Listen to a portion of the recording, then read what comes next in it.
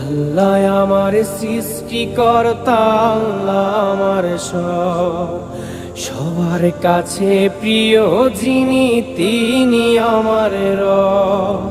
দুনিয়া করব সবাই আল্লাহর ইবাদত, দুনিয়া করব সবাই আল্লাহর ইবাদত।